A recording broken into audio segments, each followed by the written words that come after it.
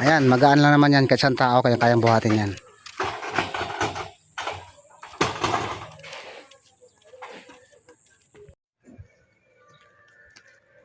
Ayan po, magandang araw na naman sa atin lahat. Panibagong video, panibagong vlog na naman. At ito na po, dumating na po yung pangpader natin na mga SRC panel, pang kwarto at saka pang wall. Okay. Ayan, tabayanan nyo po mga kabayan. Ito na po yun. Sa mga nagtatanong pala sa atin tungkol sa paggawa ng SRC panel, gumagawa pa rin po kami hanggang ngayon. Hanggat meron po magpapagawa sa amin, tuloy pa rin po kami. At sa mga nagtatanong sa atin, sa gusto rin magpapagawa, PM na lang po kayo sa mga katanungan. Pwede rin po kayo tumawag.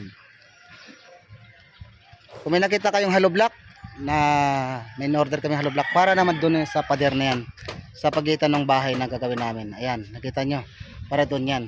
Pero yung open area na to, puro SRC panel po ito. Okay, bago tayo magtuloy-tuloy sa ating video, huwag kalimutan na i-subscribe ating channel. Huwag na rin kalimutan i-share.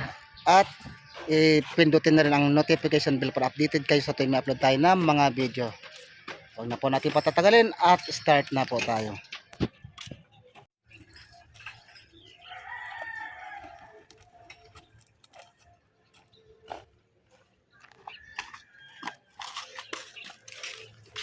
Ayan na po, ang SRC panel natin dumating na po ngayon, araw ng Lunes. Ipakita ko lang po sa inyo yung mga size nito. Ang kapal po nito ng styro ay 3 inches. Ayan, meron po tayo na allowance na 1 cm. Kung makita nyo, pasok po yung daliri natin. Ayan. Meron naman po tayo na 2 inches ang kapal. Ito naman po gagamitin namin sa division. Mayroon din po kami na 4 inches. Nandun na po sa barracks yung mga ibang panels. At nakita nyo naman may CHB kami. At mayroon din dito, siyempre ilakakabit po namin yan dun sa pagitan ng mga bahay.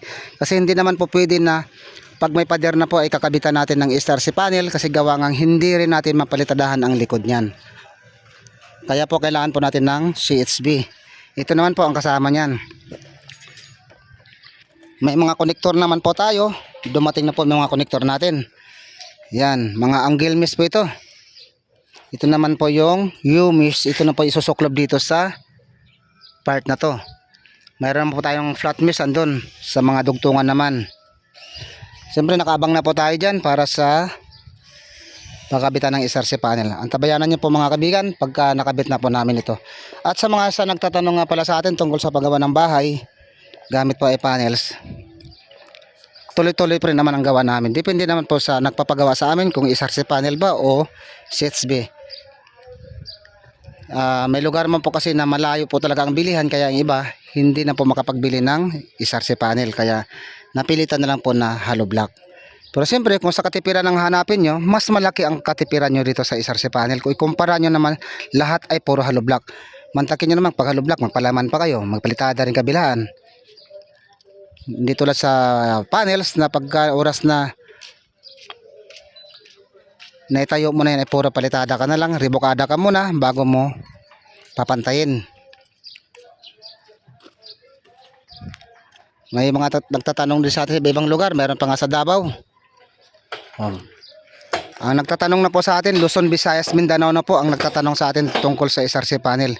Hindi lang po natin sila mapupuntahan gawa nga sobrang layo na rin naman at saka busy rin tayo. Okay lang din naman kung wala tayong project dito. Wala naman po maging problema. Pasensyahan nyo na po, hindi ko po kayo may sabay-sabay. Kasi kailangan ko rin tapusin ng isang project bago po kami magsimula na ibang project. At sana po naintindihan nyo rin po kami. Kasi ayaw rin po namin na masira din kami sa aming client, sa aming mga customer na nagpapagawa sa amin. Kaya po ang ginagawa ko ngayon, tapusin ko muna ang isang project, bago matapos ay pupuntahan ko na po kayo kung sino po sa inyo ang maunang magpapagawa sa amin. Siyempre ayan, may mga tie beam na kami, naka-ready na po yung pagsalalagyan natin ng panels. Ayan, tabayanan nyo na lang yan. Ito naman po yung maging design ng bahay. Pero siyempre naman sa plano ay hindi naman po lahat ay nasusunod. Mayroon naman po pagbabago dyan. Nakita nyo naman yung abang namin. Ang bakal po namin nito ay 4 inches lang po ito. Yan, 4 inches lang po yan. Pag sinalpak po namin dito yung styro na yon, 3 inches plus yung pinaka black iron niya, halos pantay na po dito kabilaan. Papantay na po yan. Kasi magkabilaan naman po yan yung black iron yan. So hindi pa pumasok ng ibang kasama ko, baka bukas andito na sila.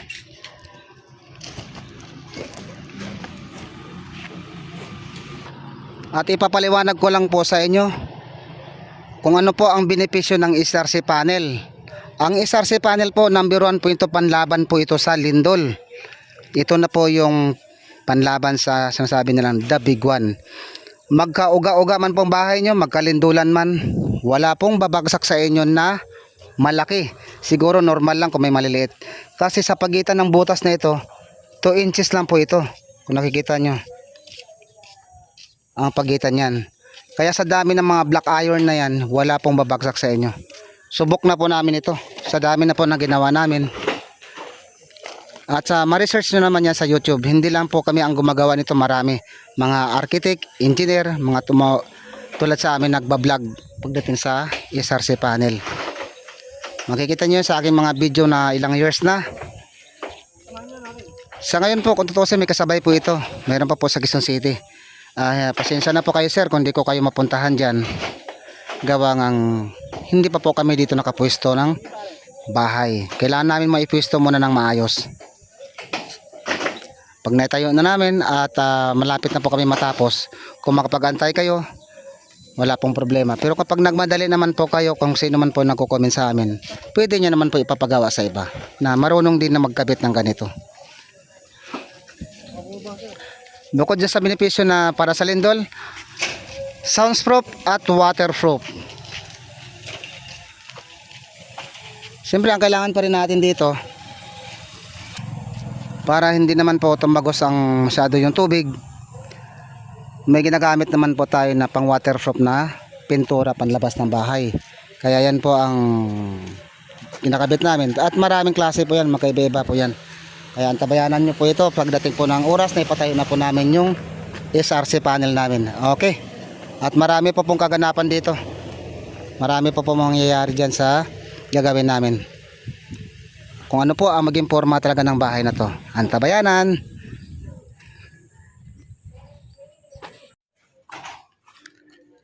Yan po yung pang division namin. 2 inches pong kapal niyan.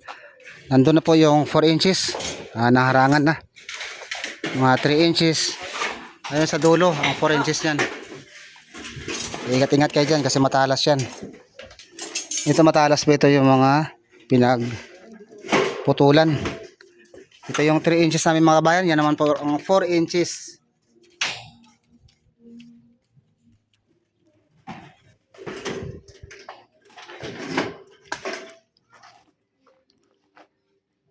Siyempre dito muna sa barracks namin ilalagay. At pwede namin ipapatong yan sa ibabaw. Mamaya, iaakit pa namin muna yung iba. Ito po yung pinaka-barracks namin. Siyempre, pasalamat kami una-una sa may-ari. Nagpapagawa sa amin sa tiwala. At siyempre, titiyakin din namin na hindi kami masisira. Kung ano man yung gusto nila pagdating sa bahay, tayo po ay sumusunod po lamang. Hanggang suggestion lang po tayo. Wala po tayong karapatan na tayo po masusunod pagdating sa bahay. Ayan. Okay, nakita nyo naman.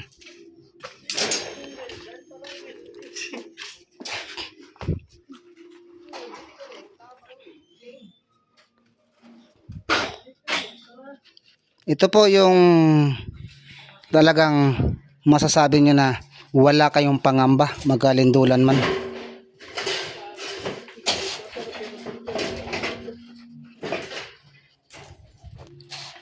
At mamaya masasampulan po natin yan. Makakabit po tayo ng ilang piraso.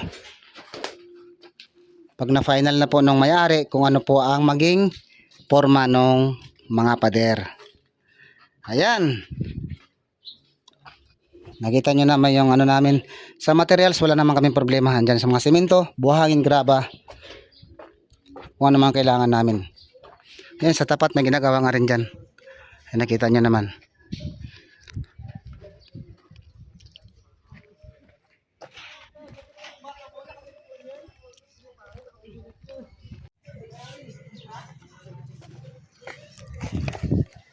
At ito na nga po yung SRC panel natin at kinabit na po natin yung iba. Nagsample na po kami. Pero siyempre marami pa kami pagkakabitan. Ito na po ang kinabit namin sa ngayong araw na to. Hanggang dun sa loob na yan. Siyempre may mga forma pa yan dyan. May mga pader pa ba yung kami na ilalagay dyan sa part ng harapan. Ang tabayanan nyo na naman kabayan kasi ito naman kasi simula pa lang namin na pagkabit. Kung ano mga pamaraan ng pagkabit ng SRC panel. Siyempre hindi mawalan yung mga natin, mga horizontal natin. Ayan. Magmula dito, ang pagitan naman yan ay 2 foot. 1 foot. Doon sa kabila ilalagay yung reverse. Basta 1 foot 1 foot po yung pagitan yan. Tulad dito, mayroon niya sa loob, may sa labas at sa loob. Ganun po yung mga dowels namin dito. Mga vertical at horizontal. Paras-paras lang po yan, 1 foot 1 foot pong pagitan. Bukod po doon sa poste na yan, may malagbag tayo ng mga bakal, ay nilagyan pa po natin siya ng angle mesh. Itong pinaka-poste. Kaya ganun po katibay ito. Mayroon na pong poste na bakal, mayroon po tayo angle mesh pa dito. May ilalagay pa po tayo doon sa loob na yan na angle mesh. Ayan. Siyempre hindi pa naman buo. Pinagsikapan namin ngayon na makabit muna para po may makita na rin kayo kung ano po ang itsura ng SRC panel pag nakabit na siya. Tulad nito, mayroon na po tayo na UMIS na sinuklob dito. At ang ginamit nga pala namin dito ay 3 inches na styro. Ngayon, may mga 1 cm naman po na pagitan yan dito, magkabilaan 1 cm para po sa halo yan. Ayan, nakita nyo naman, pasok yung daliri natin. Napalitan po natin. Kung mayroon pong didikit dyan, heat gun lang po natin. Iinitin lang po natin yan para umangat itong mga mesh natin sa styro. Yan lang po ang pamaraan dyan. Pagka tulad nito, dumikit. Gagamitan lang po siya ng heat gun para lumubog po itong styro, saka po palitadahan. Tatansyahin lang po yan yung pag heat gun. Mga 1 cm lang din ang ilulubog. Ito po yung part sa harapan. May kakapit pa po kami dito kasi dalawang bintana po yung dito na ilalagay. Siyempre meron pa yung dito na balagbag, hindi pa nakabit. Yan po yung sa part ng harap. Okay. At napapakita ko na po sa inyo. Mas sa mga nagtatanong dyan, gusto mong paggawa ng SRC panel na bahay, 4 times strong kaysa hollow block po yan. Mag-research naman kayo sa YouTube. Mapapanood nyo po yan kung ano po ang mga benepisyo nito. Una-una sa lindol. Lahat po magagamit po yan dyan pagdating sa soundproof o waterproof. Ang waterproof naman kasi conforme naman po sa ilalagay natin na pampunas yan na pintura na pang waterproof. Maraming klase po yan. Panglabas na pader. Okay.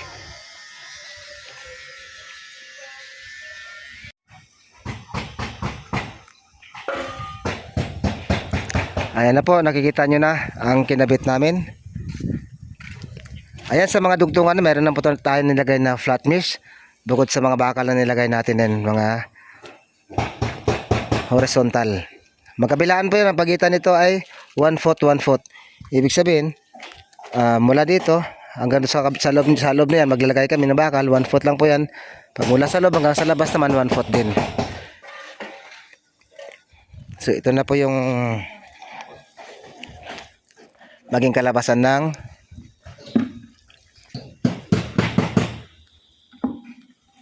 mga panels natin. At ayan nga, maglalagay pa kami sa taas. Siyempre sa ngayon, nakikita nyo, hindi pa naman kompleto kasi mga poste dudugtungan pa naman lahat yan. Pero kahit na paano, nakapagtayo na po kami, naiporma na po namin. Ito po yung bintana na malaki, pintuan naman po yan, dalawang bintana naman po ito sa harapan. Ang tabayanan nyo na lang po mga kabayan pagka napalitadahan na po namin ito. Yan na po ang maging forma. Pero syempre marami pa naman kami ikakabit dyan. Pampatibay pa. I-align pa po yan. Uhulugan pa yan, ililibel pa. kung kailangan para pagdating sa biga sa taas ay pantay naman. Okay.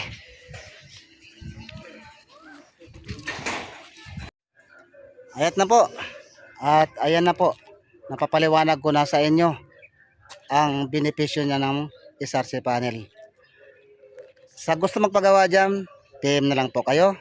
Kung may katanungan mo kayo pagdating sa bahay, may SRC panel man, mga hollow block man yan. Kung ano man ang pagdating sa bahay, sasagutin po natin yan. Sa abot nating makakaya. Gumagawa naman kami kahit anong klaseng materials.